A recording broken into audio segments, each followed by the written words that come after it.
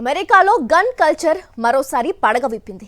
ఈసారి సామాన్య పౌరుల మధ్య కాదు, ఏకంగా ఫెడరల్ ఏజెంట్లే తూటాల వర్షం కురిపించారు. మినియాపోలిస్లో బార్డర్ పెట్రోల్ ఏజెంట్ల కాల్పుల్లో ఒక అమాయక ప్రాణం గాలిలో కలిసిపోయింది. మృతుడు భారతీయ మూలాలు ఉన్న వ్యక్తిగా అనుమానిస్తుండటంతో ఈ ఉదంతం ఇప్పుడు అంతర్జాతీయంగా చర్చనీయాంశమవుతోంది. అసలేం జరిగింది? మినియాపోలిస్ ఎందుకు రణరంగంగా మారింది? Let's watch this special report. అమెరికాలోని మినియాపోలిస్ నగరం మరోసారి నెత్తురోడింది. శనివారం ఉదయం 9 గంటల సమయం. నగరం అప్పుడప్పుడే మేల్కొంటోన్న వేళ గ్లామ్డాల్ డోనట్స్ ప్రాంతం తుపాకీ శబ్దాలతో దద్దరిల్లిపోయింది. యుఎస్ బోర్డర్ పెట్రోల్ ఏజెంట్లు జరిపిన కాల్పుల్లో 37 ఏళ్ల అలెగ్జాండర్ అలెక్స్ ప్రెట్టి ప్రాణాలు కోల్పోయారు. వృత్తిరీత్యా ఐసీయూ నర్స్ అయిన అలెక్స్ మాజీ సైనికులకు సేవ చేస్తూ అందరి మన్ననలు పొందిన వ్యక్తి.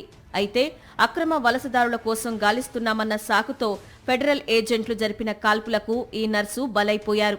అసలు ఫెడరల్ ఏజెంట్ల వెర్షన్ మరోలా ఉంది. అక్రమ వలసదారుణ్ణి పట్టుకునే క్రమంలో అలెక్స్ పెట్రి తమపైకి 9mm హ్యాండ్ గన్ తో వచ్చారని, తమ ప్రాణాలకు ముప్పు పొంచి ఉందన్న భయంతోనే ఎదురుకాల్పులు జరిపామని డిపార్ట్మెంట్ ఆఫ్ హోంల్యాండ్ సెక్యూరిటీ వాదిస్తోంది. కానీ స్థానిక అధికారులు మాత్రం దీన్ని తీవ్రంగా ఖండిస్తున్నారు. అలెక్స్ దగ్గర ఉన్న గన్ లైసెన్స్ ఉన్నదేనని, ఆయన ఒక బాధ్యతాయుతమైన పౌరుడని పోలీసులు చెప్తున్నారు. ఫెడరల్ ఏజెంట్ల వాదనను గవర్నర్ టిమ్ వాల్జీ కొట్టిపారేశారు. ఇదంతా పచ్చి అబద్ధం, మా దగ్గర వీడియో ఆధారాలు ఉన్నాయి. ఫెడరల్ ఏజెంట్లు చెబుతున్నది నాన్ సెన్స్. అమెరికా ప్రజలకు వాస్తవాలేంటో తెలుసని మండిపడ్డారు. ఈ ఘటనతో మినియాపోలిస్ అగ్నిగుండంగా మారింది. గత 3 వారాల్లోనే ఇది 3వ కాల్పుల ఘటన కావడం గమనార్హం. ఇప్పటికే జనవరి 7న రౌనీ గుడ్ అనే మహిళపై, జనవరి 14న మరో వ్యక్తిపై ఐసీఈ ఏజెంట్లు కాల్పులు జరిపారు. ట్రంప్ హయాంలో ఆపరేషన్ మెట్రో సర్చ్ పేరుతో జరుగుతున్న ఈ అణిచివేతపై మిన్నెసోటా ప్రభుత్వం ఆగ్రహం వ్యక్తం చేస్తోంది.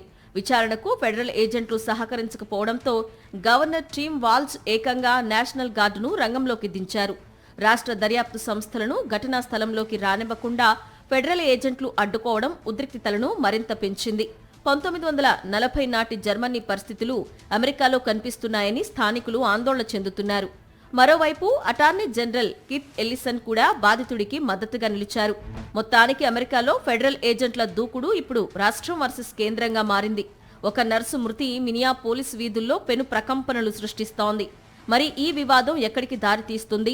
నేషనల్ గార్డ్ రంగంలోకి దిగడంతో పరిస్థితులు సద్దుమణుగుతాయా లేదా అన్నది వేచి చూడాలి.